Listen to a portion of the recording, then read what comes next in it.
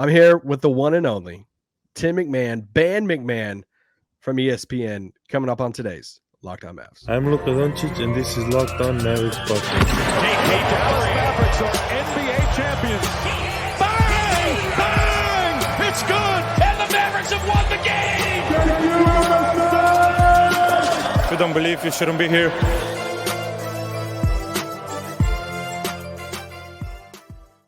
Welcome to Locked On Mavs. It's one of your co-hosts, Isaac Harris, contributor Mavs.com, Studio 41. If you listen on YouTube, appreciate it. Leave a comment below on YouTube. I'm with the YouTube, pro right now. And Tim MacMahon, MacMahon, first time appearance on Locked On Mavs. How you doing? Man, I'm good. A little bit offended that Nick boycotted this episode. I ran into him at the 1 millionth Let's Kiss Dirk's Butt press conference. I guess, we go in the Hall of Fame. It's worth it. But we've had a street, we've had a jersey, I've seen his number retired in 2 continents, 2 different numbers. Stats, you go on and on. But anyways, I run into Nick today. I'm like, hey, I'm looking forward to coming on with you guys tonight. He's like, yeah, I'm not coming on. And he kind of Did he tell you why? No, listen, he kind of big time me, honestly. And I was like, wow, okay, dude. So I'm we can go one-on-one, we'll box him out. Hey, I heard you got some post moves. They are creaky and slow. And there's a lot of pump fakes because I damn sure ain't leaving the floor. Well, I was joking about you being YouTube, pro now. We ate a pregame meal together in the Western Conference Finals in San Francisco, and we literally talked about YouTube like half the time because y'all were about to start YouTube stuff. I think I was right before Hoop Collective. Y'all started doing YouTube then, and now you're doing YouTube all the time, and it's one of the best NBA podcasts out there. So I appreciate that, and it's honestly we're doing the same thing. We just turn on this little video camera on our computers and yap away, but you guys kind of paved the way, and the worldwide leaders following you. No. Who's a closer friend to Wendy, you or LeBron? I will claim him. I'm not sure LeBron will. I don't think LeBron has, maybe ever, but certainly not in a long, long time. Okay, we're going to talk a lot of Mavs stuff, and then in the third segment, we're going to talk about Tim's upcoming book on Luka Doncic that I'm super excited about. One real quick personal story at the top. When I first met you, it was like 7 or 8 years ago. I know you're not going to remember this because you met 100,000 people. And we were in the AAC, and we're coming up from the practice court. And I was like, and I introduced myself to you, and you're like, yeah, I'm Tim. I'm sorry in advance for being an asshole to you because that's how I am to people. And I was like, hey, truth in advertising. At least I was honest about it. Hey, it was my first experience of you. And I was like, dang, then I was like scared of you. And now it's like Tim and I were Nick and I were talking about it the other day, and we were both just cracking up about it. So, well, here's the thing. Being an asshole, it's like my love language. I'm only an asshole to people that I like. Or at least, a playful ass. So you really liked Rick Carlisle.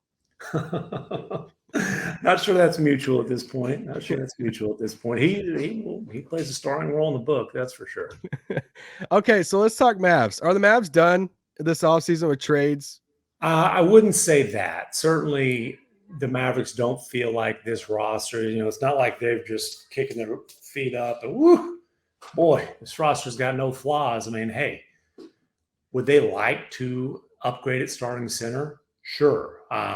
When Nico's phone rings and he sees another GM or another lead executive, is he answering it? Absolutely. I'm sure he's probably still making calls. Maybe they go into training camp, with the roster as is, but I don't think that they would rule out any other moves by any stretch of the imagination. So how close was it? What was closer to happen, Capela or Deandre Ayton for Dallas?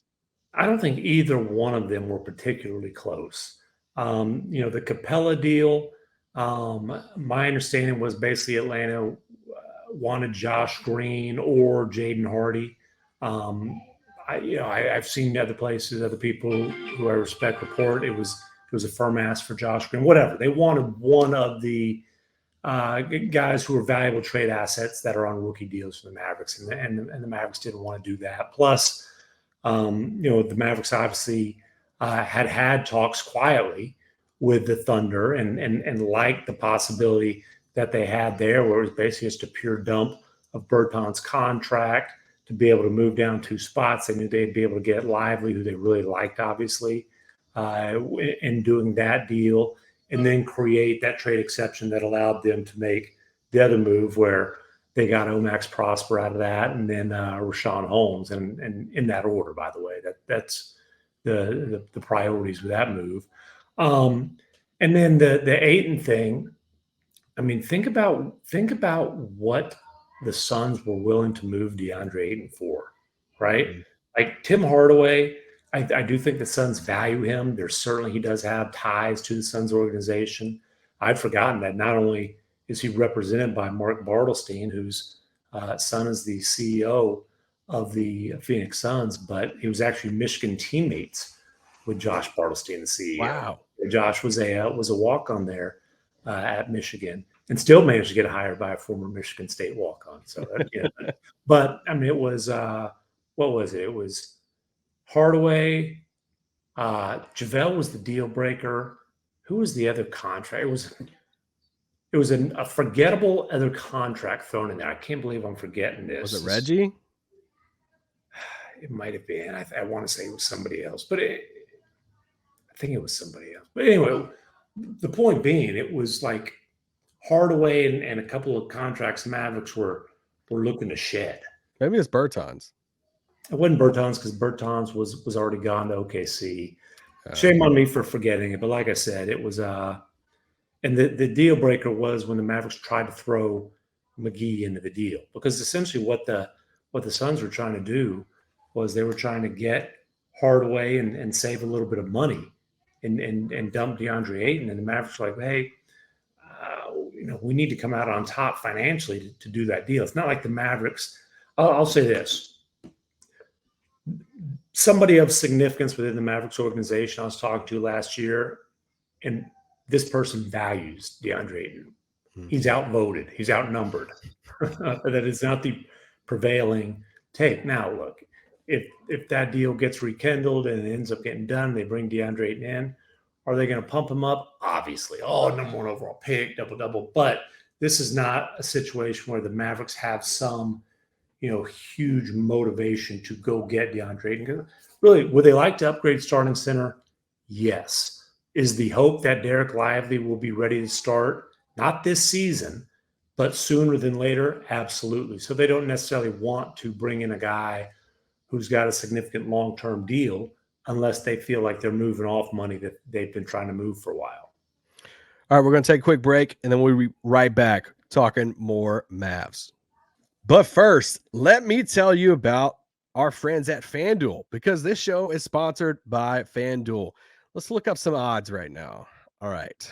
On FanDuel.com, on their sportsbook here, most improved player for the 2023-24 season in the NBA, who has the best odds right now? That's Mikal Bridges at plus 650. Right after him is Cade Cunningham at plus 1,300. Then it's Tyrese Maxey, Jordan Poole, Şengün, and Austin Reeves. Guys, Cade Cunningham, he's getting a lot of buzz this offseason. So if you're confident going into next season, I was thinking about this the other day because I'm pretty dang confident in Cade Cunningham going forward. He's plus 1,300 right now on FanDuel for most improved player. Might want to hit that one up because FanDuel is our official sponsor for Locked On Mavericks. You can visit FanDuel.com/LockedOn. Start earning bonus bets with America's #1 sportsbook. That's FanDuel.com/LockedOn. You can do spreads, player props, over-unders, and more. That's FanDuel.com/LockedOn.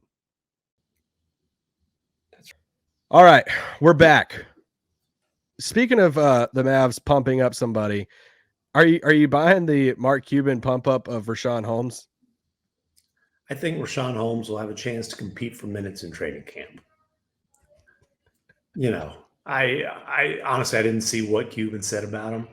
I think he'll have a chance to compete for minutes in training camp. Who- I'd be surprised if he starts. I think Dwight Powell will start. I know Mavericks fans I hate that, but I'll say this. If you look over the last 5 years at the offensive numbers in particular with Luka and Dwight on the floor, they're pretty damn good.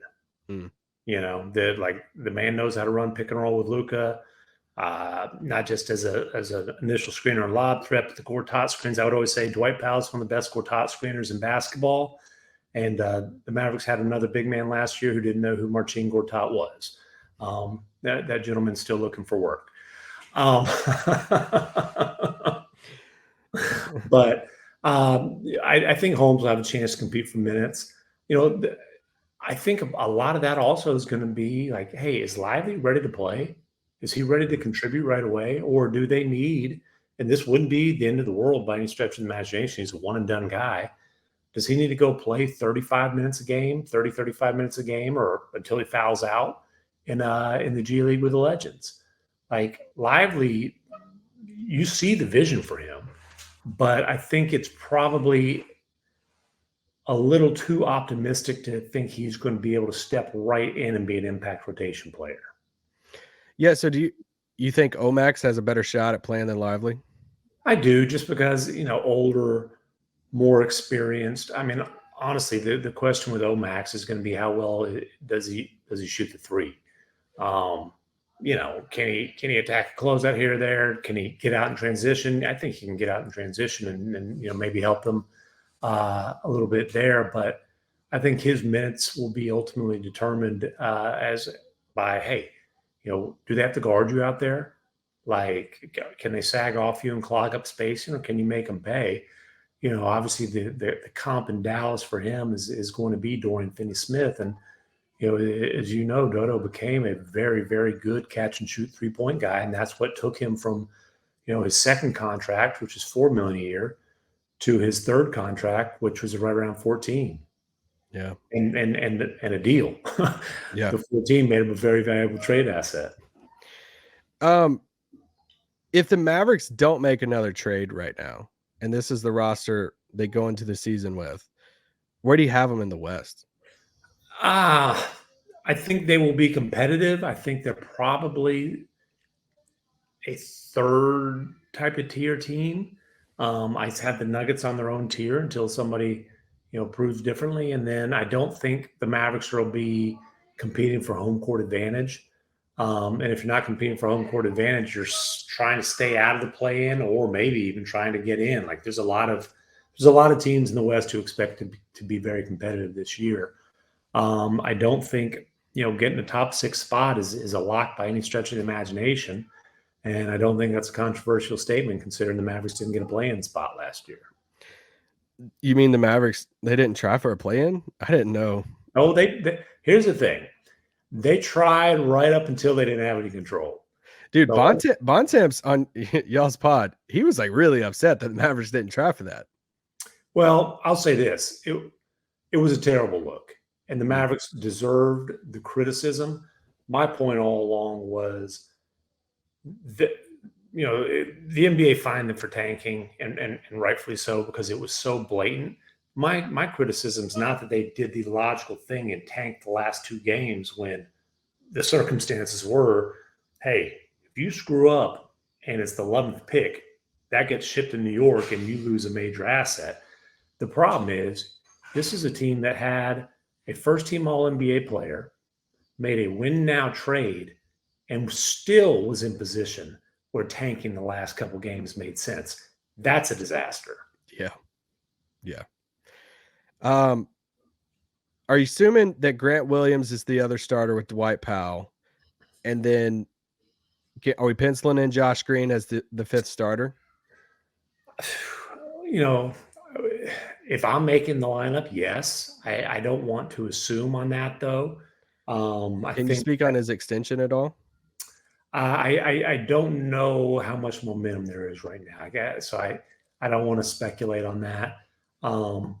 You know, and it's also one of those things where we've seen the approach that the Mavericks have taken in the past with Dorian Finney-Smith, where it didn't bite them, with Jalen Brunson, where obviously it did bite them, to where they didn't want to give a guy an extension and basically take him off of the trade block that year, knowing that when teams call the Mavericks, the first names they ask about, with the assumption, obviously, that the MVP candidate in his prime yet's not available, but they're asking about Josh Green. They are asking about Jaden Hardy, but Josh Green's the first name, so it wouldn't surprise me if the Mavericks wanted to slow play that situation until, just like they did with Dorian, right after the trade deadline. And different circumstances. Obviously, one reason that it bit them with Jalen Brunson is because the rookie contract they signed him to had a major flaw where he became unrestricted after his fourth year. Josh Green, is a first-round pick, is not in that boat.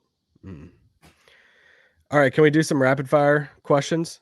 Sure. Does that mean I gotta be quick? You don't want me yammering? They're just random questions I want to throw at you. Some of them Mavs, some of them not. Better chance of being on the Mavs next year, Christian Wood or JaVale McGee? JaVale McGee, because it's 0 versus 0.1. Okay, so 0.1 is probably a little bit low. It's safe to say JaVale McGee is not in the Mavericks' plans. Yeah. How exactly that plays out, we'll see. No chance Christian Wood's back here. You and JaVale have a friendship, right? He got a little huffy with me during his previous stint in Dallas, but he was, he didn't play well or much last year, but he was pleasant to deal with. I remember the thumb story from back in the day. This is a good one. This is actually a funny story. And there's actually a lesson in this story that I've shared with other reporters, and that's, you don't need to tweet every thought that comes in your head. And think, am I tweeting just a tweet? Is there upside here? What's the downside? And most critical in-game analysis, honestly, it's there's only downside. It's not like you're building anything here. But they were getting blown out by the Spurs. And Boban, I think it was Boban on the Spurs, had dunked on, I forgot who it was that was on the Mavericks the previous time in San Antonio, and apparently talked a little trash. And so this was the game when Salah Mejri dunked in the second quarter and did some sort of barking towards the Spurs bench, or the Spurs bench thought he was barking towards them. If you remember, Pop kind of gave the and then JaVale, I'm pretty sure it was Boban, dunked, and they're down 30, and woofed a little, gave him a little, let him know about it. And so I tweeted something along the lines of, both of the Mavs backup centers have talked trash after dunking in a game when they're getting blown out by 30. You know how it is. Yeah. Everybody's got a little snitch tag. And so, waiting for Rick to come in, scroll my mentions are hot. What the heck? And okay, JaVale called me out on Twitter. And I forgot what he said, but basically, I think he called me a troll, which I've been called a lot worse. And so I just walk in the locker room. I'm like, hey, dude, do we need to talk about this? What's going on? And long story short, he told me that all I needed to do my job was 2 thumbs. So the rest of the year, I'd always say 2 thumbs down. That's awesome. JaVale's a nice guy, and to his credit, the dude's got championship rings. He's got a gold medal. He was just a really bad mid-level signing for the Mavericks last year, and now they're going to have to figure out how to move off of that. Yeah, so unfortunate. Saw the vision for it, but just didn't work. Third-year player option was a little tough.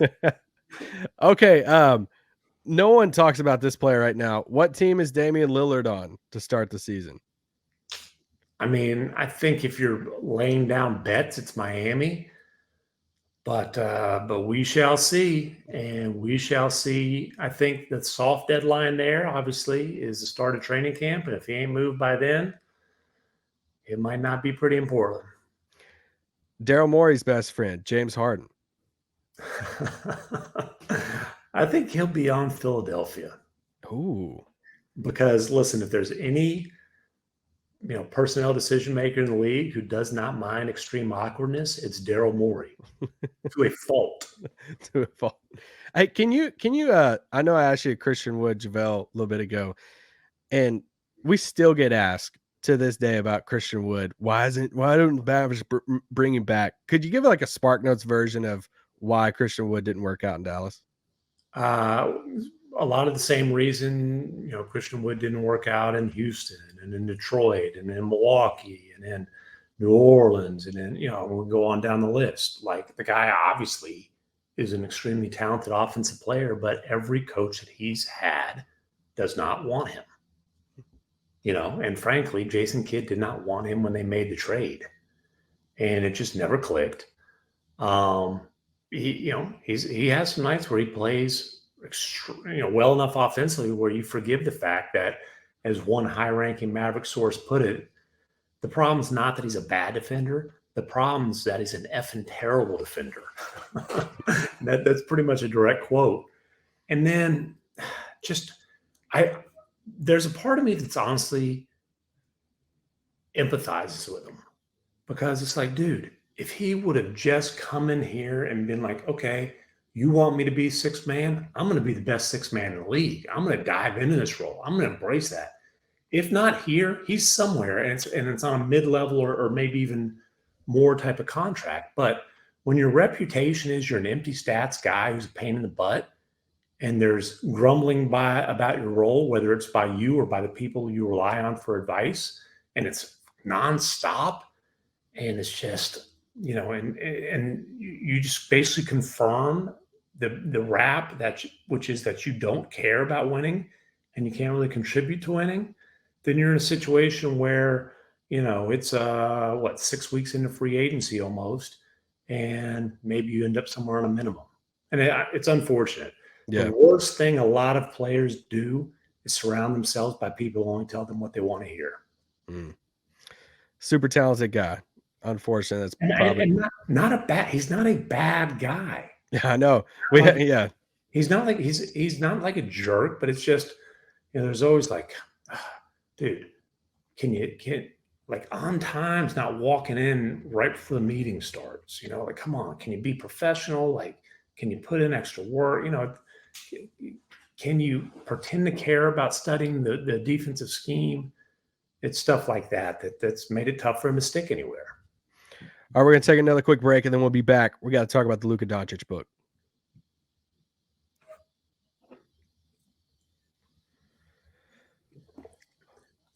Okay, we're back.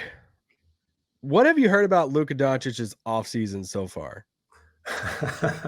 Well, I follow him on Instagram, and listen, man, the dude has had a hell of an offseason. Got engaged and has put in work. Like, that's the one thing about Luka. If he's working out, you don't have to wonder. Just log on Instagram. You'll see it. You'll see those stairs in Slovenia. Yeah, you'll see the stairs. You'll see how lean he's looking. You'll click through a few times. I remember after his rookie season, the Courtney Lee comment, Skinny Luka about to be a problem. Well, hey, Skinny Luka is a problem. Chubby Luka is a problem, right? Chubby Luka, it's crazy. This guy can walk in 15, 20 pounds too heavy, right, to camp, have to play his way into shape, play terribly by his standards, and average 28, 8, and 8. But the thing with Luka is never going to be about, can he produce offensively? Can he finish games strong? Can he hold up to the wear and tear of the season? Can he contribute on defense, or is he going to be trying to catch his breath and basically taking possessions off? And look, last season, I think he got heavier as the year went on, and he struggled. He was the first one to admit it. He struggled defensively down the stretch. And it looks to me like he was determined to do something about it. And physically, he looks phenomenal. So you're in the midst right now of writing a book on Luka. How did this book come to be, and what is the book going to encapsulate? Well, this is one reason I will claim Wendy as a friend. Wendy's written a few books, or a couple books, and extremely successful, both on LeBron. I think both from New York Times bestsellers. And so the agent that he's worked with, and works hand in hand with a publisher, approached him and said they had some interest in a Luka book. And Wendy said, "Great, I know just the person for you," and referred them to me. So, yeah, I definitely appreciate Wendy, not just because he lets me nag him on his podcast on a weekly basis. So that's basically how it came about. And I didn't want to. First of all, I knew that Luka was not going to be enthusiastic about cooperating. I did not want it to be a Luka bio for a variety of reasons. I did not want to be poking around his personal life. I did not think that would be good for business for me. And I respect his right to have a private life. And I know that's something when he first started, I was writing a book, he didn't want me poking around his personal life either. And I respect that. And I also didn't want to just write this book. Oh my gosh, this guy's awesome. Well, everybody knows he's awesome. So I think it's a pretty interesting angle. And that is that when an NBA franchise strikes gold and drafts a prodigy, there's some serious pressure that comes along with that. That is not unique to the Mavericks. That is, we can go, you mentioned Damian Lillard. It's 11 years in, but they're dealing with that pressure. Obviously, LeBron has kind of ushered in this era of player empowerment, and it's been a roller coaster ride for the Mavericks as an organization, to say the least. In the 5 years since Luka Doncic has been in Dallas, and so the book is kind of about this golden opportunity and the challenges that come with it, and some of them have been self-created, certainly, but just when you have this caliber of a superstar, the pressure to put a legitimate championship contending team around him. Maybe or else. And I emphasize maybe because, as Luka has made very clear, he has not made any sorts of threats. But when you talk to people around the NBA, certainly there's just like, it's funny, just like when, I don't know if you remember, do you remember who the last pick of that Luka draft was? The mystery irrelevant of that draft? Oh, no, I don't. Well, he ended up on the Mavericks. Kostas Antetokounmpo. Now, why was that? You got to do the windy fingers if you're gonna. Yeah. Right. Because the Mavericks, just like several other teams, were trying to do everything possibly they could to angle for positioning. If Giannis decided, man, it ain't happening here in Milwaukee. So there's teams around the league right now that poking and prodding. Okay, hey, how can we get a shot at Luka if this thing doesn't work out in Dallas? And that's just part of the business of the NBA when you have that caliber of superstar. What's one thing you've learned about Luka in this process, whether through the interview or I want to ask about your trip to Slovenia next. Yeah, honestly, that talking to some of his Slovenian national teammates was fun. There's just and this just from kind of seeing him, like the trick shots, all that kind of stuff. But this guy and just the way that the way he plays basketball and the way he reacts, this guy is a ruthless competitor and a really sore loser to the point of it being pretty damn funny. If they're playing cards, right? Luka can win 10 straight hands. When he loses the 11th, he's pissed. He's pissed. And as Vlatko Chanchar said, it's especially funny when, as he put it, there's people who know how to pour gasoline on the situation. His Slovenian buddies give him all kinds of hell. But, you see that in basketball. You see it with the trick shot stuff. But, it's funny because Luka, kind of what I've come to realize about him is he is a guy who basically gave up his entire adolescence to commit himself to becoming as awesome a basketball player as he possibly could, right? Leaves his hometown at age 13, goes to this essentially a basketball factory, sports factory, Real Madrid, but obviously for him, basketball, and kind of punted on his adolescence, or you could say kind of paused and stayed in his adolescence. Because, what does Luka love doing? Hooping, competing, and hanging out. And if it's not one of those three things, he's not real interested in it. And that's why, honestly, like the bubble was tailor-made for Luka, right? So he gets to hoop, and then the rest of the time, like, they've got a pool, they got pool volleyball, they got cornhole, they got spike ball, they got some drinks, you can go fishing, they got a bar. Like, man, this is the life. Are you kidding me? And I think him with his national team, it's a lot like that. Like they play ping pong. They've got they'll have these huge brackets with these ping pong tournaments. And the other thing is the guy's good at everything. Right? Like he's an awesome ping pong player, volleyball. Like he'll ask him. The one thing he does like talking about to the media is how good he was at soccer growing up. Just obviously an incredibly talented guy, and just wants life to be simple. That's why, honestly, for the first 4 years of his career, he did not want anything to do with the front office stuff. Hey, you want to keep me in the loop? That's cool. But like, y'all do your job and let me just, play basketball. And obviously that shifted this year where he started feeling, okay, this thing's not going the right direction. Let me, I've got some ideas too. We got to get something done. You went to Slovenia. For somebody like myself who's never been there, what advice would you give for me going to Slovenia?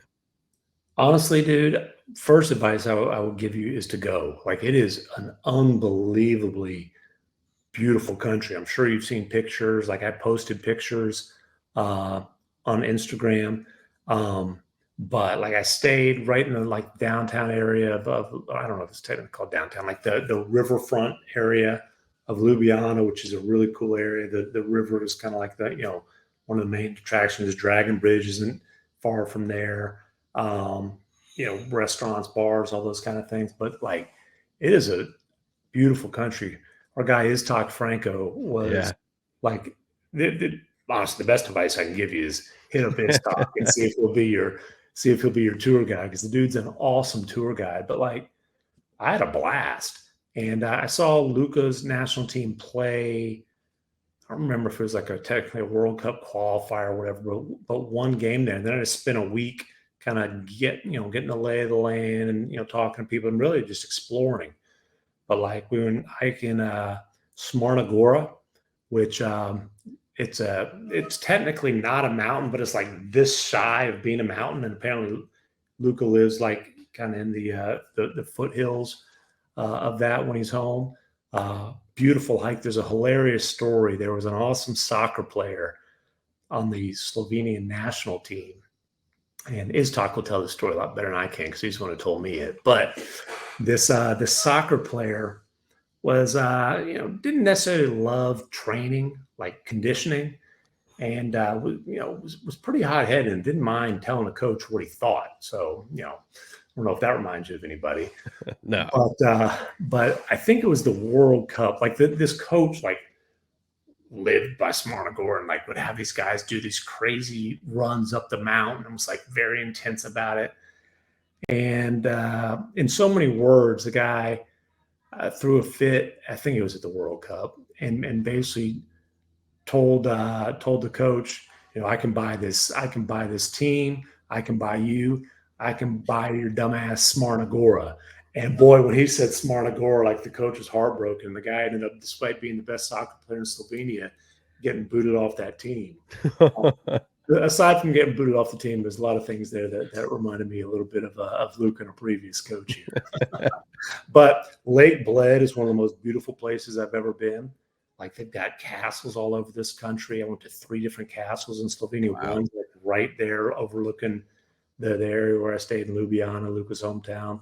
Like I said, I honestly hope to go back and hope to bring the wife next time, because it's a place I would love to go there on a vacation. All right, give us the details on the book: the name, release date, timeline. The working title is Wonder Boy, which El Niño Maravillo, as you know, was kind of his original nickname in Spain, the Wonder Boy. I'm 7 chapters in, 8 to go. Got to get this thing done this off season, and it is at least in pencil to be released in early March. Ooh, okay. So I'm sure you'll be on Twitter dropping pre-order stuff and all of that, and I'm excited for it. Yeah, right now the focus is on getting this thing to the finish line. I'm about in midfield, huffing and puffing, feeling like I'm sprinting up Smarnagora. Well, I'm sure Luke is really excited for this and excited for all the questions, more questions he can get about it. Well, listen, the one thing I told everybody before I signed the deal, agent, publisher, I said, Luka is not going to sit down with this. Now, obviously, he's talked to the media plenty. His voice will be in there plenty, but there's plenty of stories to tell without putting Luka through the excruciating experience of sitting down and me pelting him with questions that he's going to give me 3-word answers on anyway. All right, guys, you already follow Tim on Twitter or X, I guess. Oh, and you probably already have him on notifications too. You can listen to him on the Hoop Collective podcast. Are y'all doing 2 a week right now, or basically 1 a week? I would say that depends on the week and whatever Wendy says. I know. I just wait for the notification to pop up that there's a new episode, and then I'll hop in there. We'll at least have an episode that'll come out every Monday, and then I think the midweek is kind of a TBD. How you feeling? By the way, though, we'll have a ton of World Cup stuff on there because Wendy's actually going to be covering that. Oh, that's cool. Yeah, so he'll be, Team USA will be his focus, but obviously, if Slovenia is in the Philippines, Wendy's going to be seeing Luka up close and personal. Well, Tim, appreciate you. Thanks for hopping on. You're never going to be banned from this podcast. I appreciate you having me, man. And adios, amigos. See ya.